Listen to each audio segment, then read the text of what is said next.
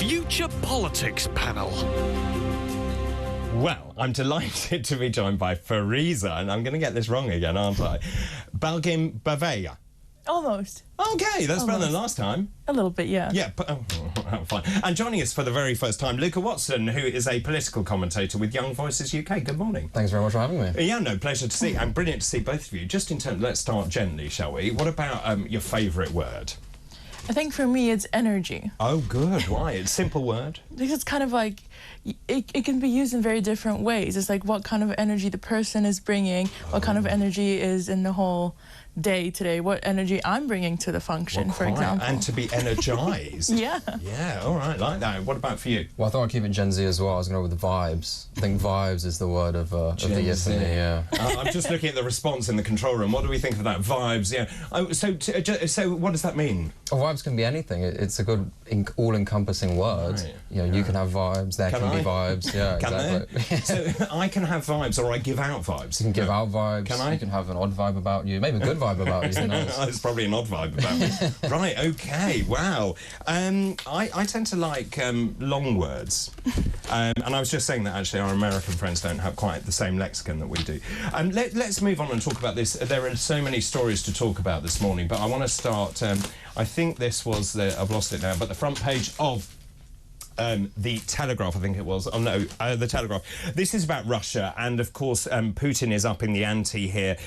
Russia is now prepared to launch a wave of cyber attacks on Britain that could turn out the lights for millions. This is about Pat McFadden, who's the Chancellor of the Duchy of Lancaster. He is essentially going to make a speech tomorrow. Putin is saber rattling here, and of course he has changed the nuclear protocols. He's made it easier for Russia, or at least for Russia, to strike back.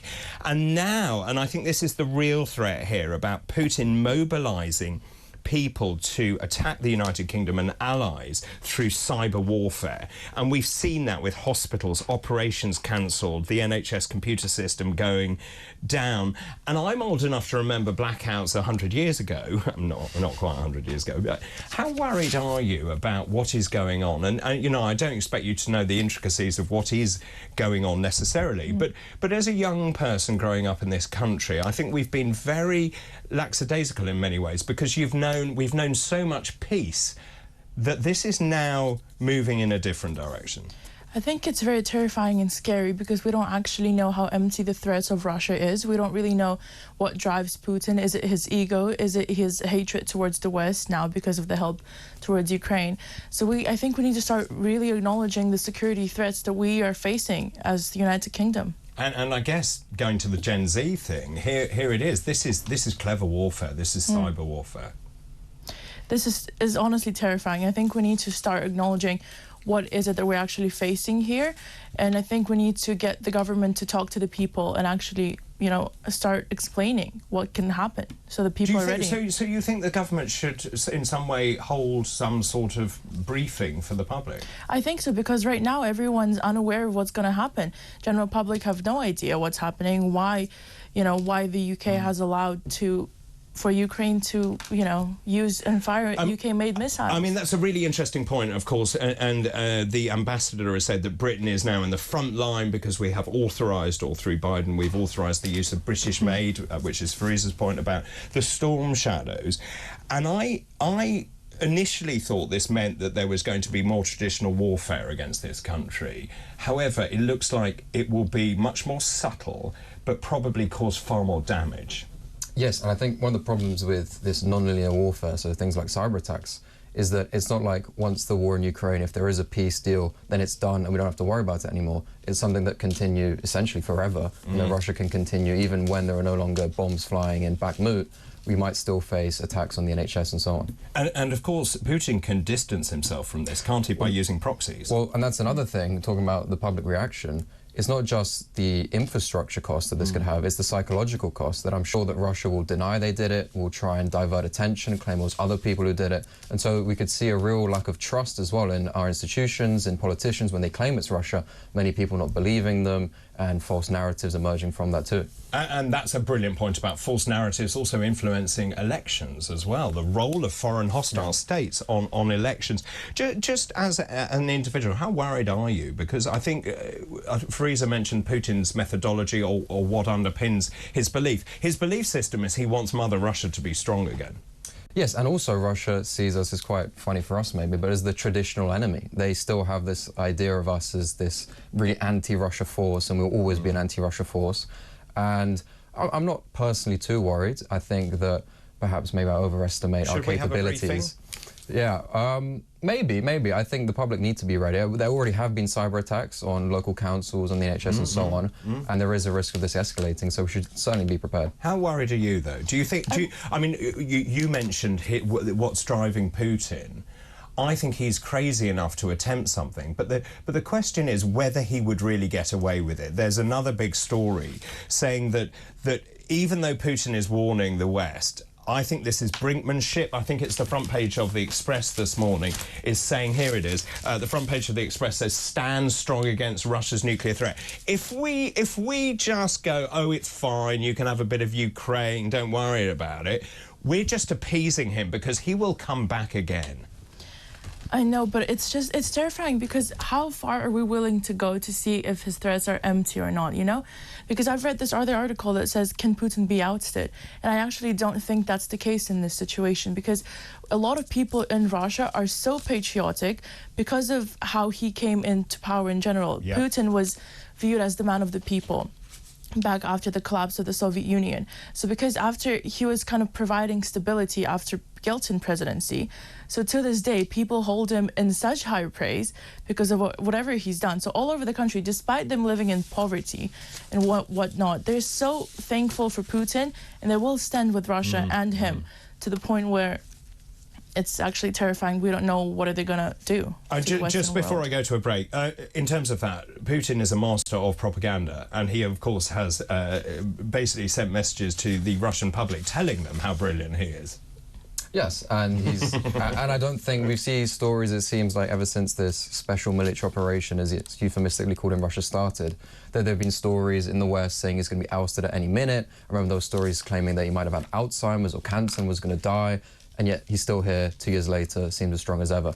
So I don't think we should be too optimistic about him being on the way out anytime soon. But do you think the oligarchs are sitting behind him? Because my personal feeling is that he will be given enough lead. But if he oversteps that, I do think there are some very wealthy people and people of enormous influence in Russia that may well have other ideas for Putin.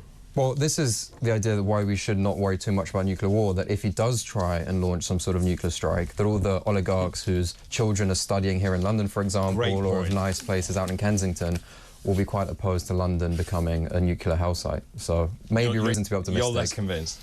I'm less convinced because of back in the day when he first came into power, he was claiming that he can reel in the oligarchs that, you know, gained immense wealth back in the 90s. But look at what's happening now in Russia. They all work hand in hand together.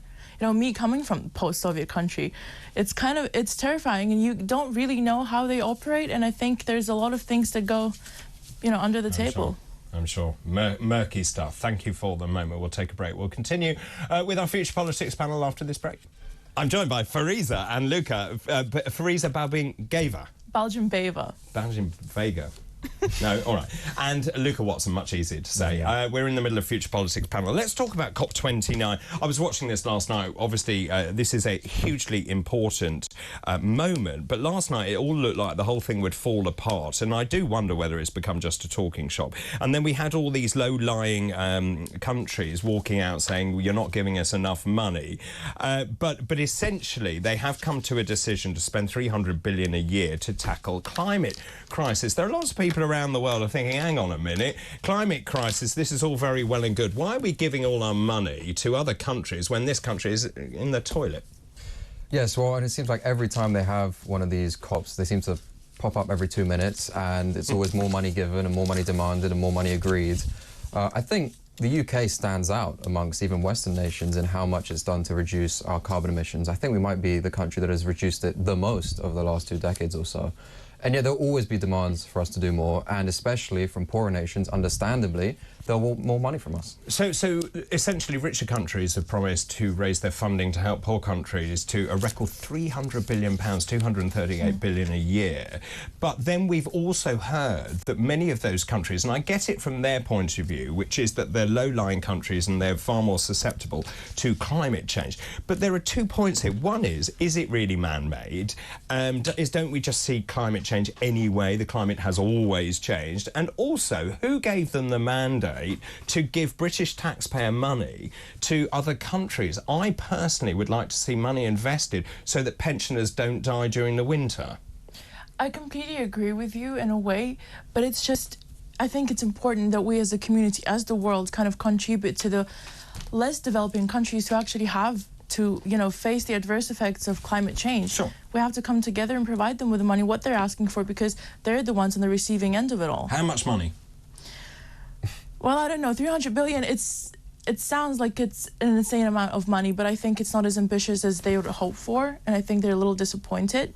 They're very disappointed. Yeah, Ed Miliband says, though, he's reassuring all of us, which I'm not sure how much cold comfort I take from Ed Miliband, but anyway, he says this is not going to be more money. That essentially we've basically budgeted for this. I'm paraphrasing what he said. It did not commit the UK to come up with more climate finance. It was a huge opportunity for British business. This is the same man who is making us go to wind and solar and making our energy bills go up. Well, I think with Miliband and the people around him, they see this as an opportunity. They believe that becoming a climate leader, whatever that means, is the future for the United Kingdom. It's how we're going to be a strong power again. I don't know where he's getting that from. I don't really understand why he thinks that committing more and more money will somehow make us richer. But I do think they have a mandate. Labour were very clear at the election that this was going to be one of their absolute priorities. How much money would you spend giving to other countries? I think we should, even with climate mitigation measures, we should worry about ourselves. There are plenty of schemes we could have here with flood defences, with coastal defences and so on, to be ready when 10, 20 years' time we see natural disasters increase in their frequency. And I think that's the pertinent point, which is that people watching and listening to this morning will be thinking, what about this country? Why are we not investing? And I still make the point which I made yesterday. I do not understand. Yes, sure, you can like a transition to this, but when you look at our energy needs, this morning, importing 15% of our electricity, it means that we're not ready. We're just nowhere near ready, and so therefore there must be other solutions. I think it's a very difficult conversation government is gonna have to understand where the priorities lay when it comes to climate change around the world, because I think that we can't really give away all the money that, you know, developing countries are asking for, because the state of the economy doesn't let us do that currently. What about China? What about India? The big polluters. Or about America. Or America, very good. Yeah. Well, no, because they're want not nothing to do with it. Yeah. Trump's not going to give anything. Well, maybe Trump's being clever. I don't know maybe he's saving more money than we are. But what's Trump's wins going to mean for the U.S., you know, U.S. and climate change? I have no idea. Are they going to be included in it, in the COP29 in the future? I think we have to wait and see. Yeah. On that note, we have to wait and see, because we have to go to an ad break. After the break, we'll continue with our conversation. This is Weekend Breakfast. Good morning. Let's go to the front page of The Observer now. This is the debate on assisted dying, which I've been talking about all morning. I feel very strongly about this, but it's a personal vote, right? And it's complex, actually, and there are quite careful safeguards around this bill. Where do you stand on it? Personally, I'm for it. I think that, especially if you've gone through it personally, you know, family members who have had that sort of decline in the last few months and weeks. And the tragedy is, of course, there's no getting better. You just suffer and you're in immense pain and then you die. And so expediting that process somewhat, I think, makes sense for a lot of people. It's clearly what a lot of people would like. What about people saying, oh, I feel a burden to my family, and I'm worried they're going to knock me off? Well, that's where the safeguards come in, and that's where I think the real debate about this bill is are the safeguards sufficient? Will they do their job, and will they ensure that we don't have, like you say, people feeling like they're pressured into doing it? Or another big issue is, of course, with the NHS, who are known for messing things up, to put it politely. Well, Wes Streeting also said we need to look into the cost of this. I mean, what cost do you put on actually allowing people to die in dignity? Well, exactly, and that's another issue we have with the NHS, is that cost is always at the forefront of their mind, and so potentially you could see some mixed incentives, shall we say, when it comes to putting people on euthanasia, on a path to euthanasia. I mean, but you see, this is the very fine line, because I know as a physician there is already a fine line between titrating for analgesia and titration and the side effects of that titration. So where do you stand on this? And also just, I mean, it's really complex because it's tied in with sort of ethics, morality. You've got religious aspect to it. You've got Shabana Mahmood, who's got a high Muslim population, saying she's now against it. She's the Justice Secretary. You've got Wes Streeting, the Health Secretary, both telling us how they're going to vote, both voting against, which I think is unacceptable, to tell us how they're going to vote and possibly swaying the vote. Shouldn't politicians butt out, because this is a moral vote? I agree. I think politicians shouldn't really have a big say in this because it's a very sensitive issue.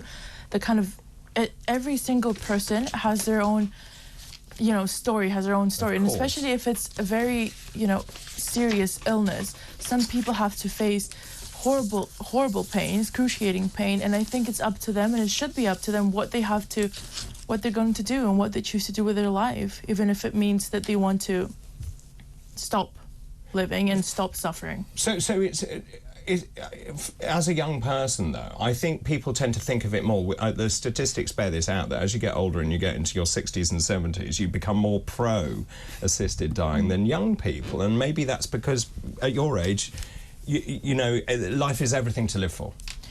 I think so, but it's just, I don't think people really want to suffer from the horrible pain, and I don't think the people that have to suffer and have terminal illnesses want their family members to see them go. Maybe they want to be remembered in a certain way, and I think it's up to them to kind of make that decision about their own life, and I don't think it's up to anyone else but them. But it needs to be some sort of regulation as to sensitive groups, whether or not they're affected or pressured. But it's just, in general, it's all up to the person. I think the safeguards are there, and many people are saying they're worried that the safeguards will be watered down, and we've seen that in other countries. But obviously they need to ensure that they stay still. Let me just talk about Labour, because they're well and truly out of their honeymoon period.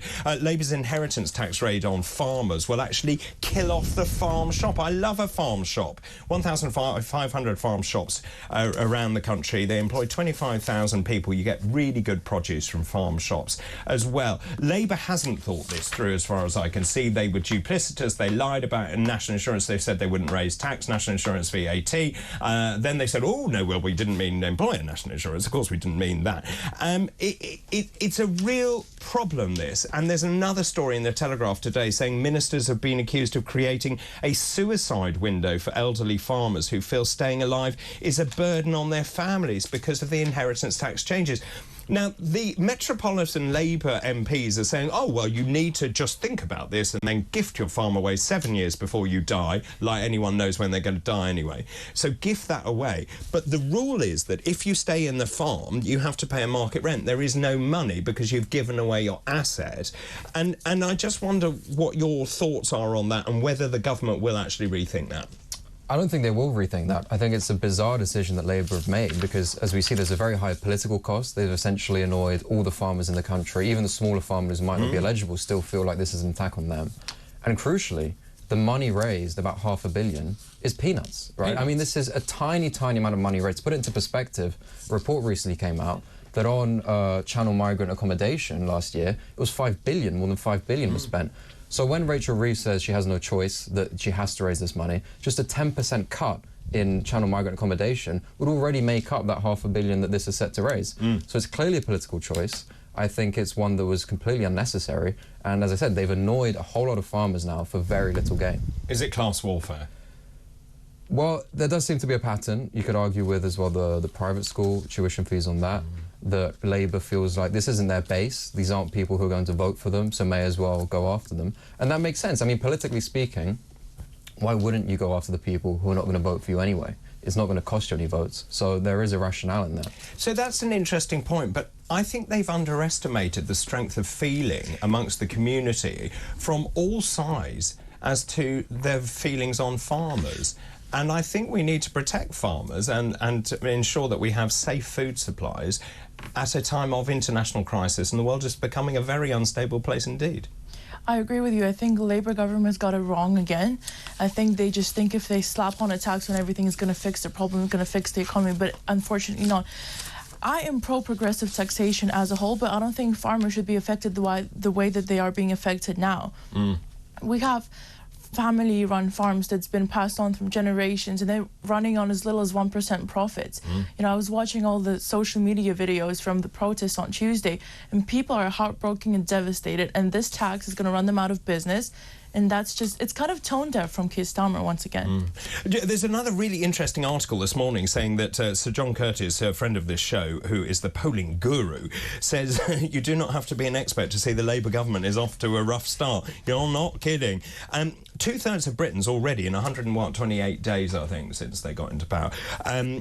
They say two-thirds of Britons say they feel worse off. This is a new poll from Ipsos. They are looking at favourability ratings. Keir Starmer is very much in decline. I'll tell you who's doing really well, though, Nigel Farage. Do you think we're seeing a change in politics? I mean, we used to oscillate from the two-party system, so it was Conservatives, then it went Labour. We're starting to see something different. I obviously have a vested interest in that, and I have to make that clear. But what I'm seeing is young people engaged in politics, and the politics being different to what I would expect. You're meant to be at your most left-wing when you're young, at your age. Well, that's not the trend in Europe. If you look at other countries, places like France, then it's certainly not the case that young people always vote left and older people vote right. That's, in a way, it's becoming unique to this country now, but that's still a trend. With the Farage thing, I'd caution you that he's still, I think, minus 50 roughly in favourability. So yeah, I'll have a look at he's getting more popular, but he's coming from a pretty low start. I think he is the most popular in terms of the amount of people who find him favourable, but he is still struggling to beat that 20-25% ceiling that he seems to have. So what John Curtis says is the Conservative Party is not that popular. We're in a new world of multi-party politics where people have plenty of opinions. That has to be a good thing, actually, to have multiple parties. The one party, and they're really good at fighting elections, the Lib Dems, because they target all their resources into those particular seats. But they don't have the cut-through they should, I think, the Lib Dems. Your thoughts? I really don't know about who's... Well, unfortunately, I think we have the parties that people are fed up with in general, whether it's Conservative Party or Labour Party or even Reform. I think even Reform coming to the protest on Tuesday was kind of a little bit hypocritical. Why? I think, because how Brexit affected the farmers too, in the way, because a lot of farms have been... But many farmers voted for Brexit. I know, but also many farmers were kind of hoping to receive a lot of labour coming from Eastern Europe countries, and I think... But why don't we actually employ people in this country? Well, not a lot of people in this country want to be employed, unfortunately, I think. Well, that's the problem, isn't it? 1 million kids. Why don't they want to be employed? I don't know. I think it's a bigger problem that we need to have a conversation. I don't know if it's the laziness. I think it's maybe the unwillingness to work in certain environments, the unwillingness because the pay is so low, of the state of the economy, whether it is mental health, we have no idea. I think it's a bigger issue. Is it entitlement? I think there is an element of... I mean, would you pick fruit for minimum wage? I did. I absolutely did when I was at school. I made detractors as well. You've picked the wrong example there with me. Yeah. Well, I think entitlement's perhaps the wrong word. I think when it comes, young people want lovely trainers and they want, you know... so do pensioners. Pensioners want everything paid for. They want their heating bills paid for. They want everything. Gloves so let's not go about entitlement here. OK, so you would get rid of the triple lock, would you? Yeah, that's another thing I'm surprised Labour didn't do. They already annoyed all the pensioners by getting rid of the winter fuel allowance, and they saved a tiny amount of money. If you're going to annoy all the pensioners, actually make it worth it and make some real savings. Yeah, that's a really good point. Just finally, because time is tight, I just want to move on to this. I saw this and my eyes lit up. Now, in my day, we used to go out on a Saturday night and have loads of drinks, and you go to the pub, and young people don't do that in the same way. But there's a big article in our sister publication, the Sunday Times. Apparently, instead of Saturday nights and going out, the busiest hour, afternoons are now the big night out. Yeah, 100% is the case. Tell me. I think it's because everyone has their own routine now. Everyone likes their little routine. When you get back home in the evenings after a night out, you get to watch your own little show, you get to read your Kindle or a book. And I think everyone's prioritizing that right now because of the whole area of mental health awareness. Oh, really? And mindfulness and all of that. Everyone's very into it, and I think everyone has their own routine and needs to stick to their own So routine. you like a lunch? Yeah. You like going out at lunch? 100%. Is it lunch now? Is that a thing? I'm doing my bit for the nighttime economy. And, Yeah, Saturday night's still my night out. I'm Is not sure it? about that. But at least you are patronising. You don't have to drink alcohol, but at least you are going out to pubs. But it is very expensive. It is very expensive. And, you get a few pints and it's cost you £20 or something, especially in London. So I can see why young people... I was going to say that's cheap. Yeah, well, exactly, if that's on the outskirts of London, maybe. And so I think it is a cost thing. Already people are feeling the squeeze from stuff like rent, bills, all that stuff. And so that extra £30, £40 on a Saturday night to go out, for a lot of people, they think it's just not worth it. And I was listening to Tim Martin, who owns Wetherspoon, saying that the prices are going up because, of course, employers' national insurance contributions means there's going to be an even bigger nail in the pub's coffin there. Thank you so much to the two of you. Great stuff. And Fariza, you speak fluent Russian, don't you? Yeah, I do. And Luca, you speak fluent Italian. That's my claim to fame, yeah. Crikey. And I don't speak anything fluently, not even English. Thanks very much indeed. That was today's Future Politics panel. The Future Politics Panel. Brilliant, brilliant.